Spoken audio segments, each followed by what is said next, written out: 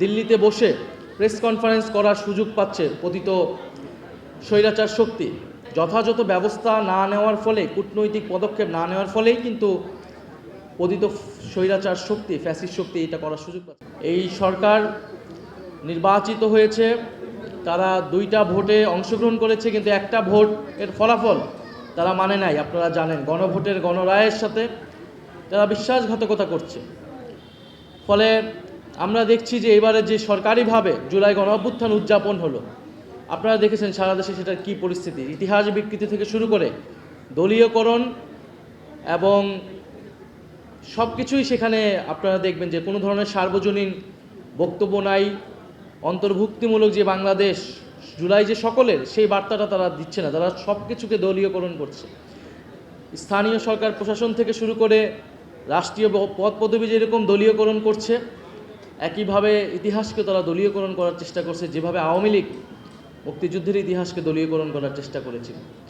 এবং আমরা সারা বাংলাদেশে 5ই আগস্ট কিন্তু দেখেছি বিভিন্ন জেলায় যেই সরকারি প্রোগ্রামগুলো হয়েছে, সেখানে সরকার দলের বাইরে যে সকল সমন্বয়ক বা জুলাই যোদ্ধা ছিল বা অন্য কোনো দলের মতে থাকলে তাদেরকে আমন্ত্রণ করা হয়েছে, কিন্তু তারা অংশগ্রহণ করতে আসলে তাদেরকে বাধা দেওয়া হয়েছে, কিছু কিছু জায়গায় হামলাও করা হয়েছে।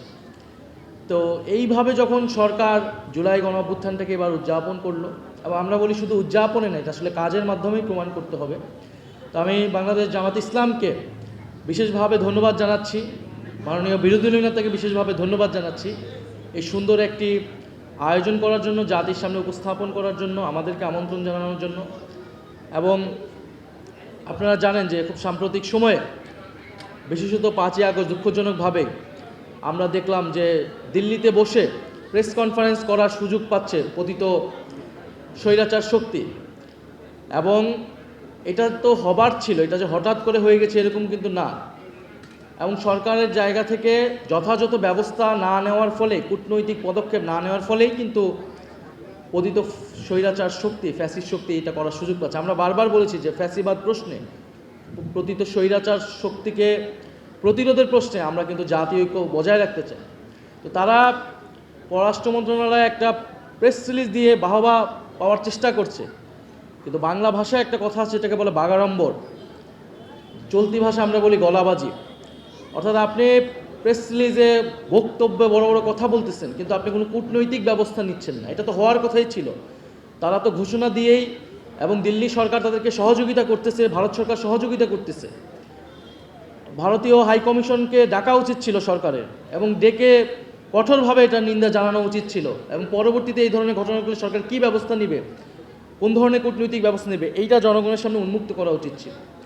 তো আমাদের সরকার দলের বন্ধুরা বারবার জাতীয় ঐক্যের কথা বলে, ফ্যাসিবাদের প্রশ্নেও তারা নাকি আছে, কিন্তু আমাদের কাছে মনে হচ্ছে সংস্কার প্রশ্নে যেরকম তারা জুলাই থেকে বিচ্ছিন্ন হয়ে গিয়েছে, বিচার প্রশ্নে এবং পতিত স্বৈরাচার শক্তিকে ঠেকানোর প্রশ্নেও এই সরকার আসলে আপোষকামী।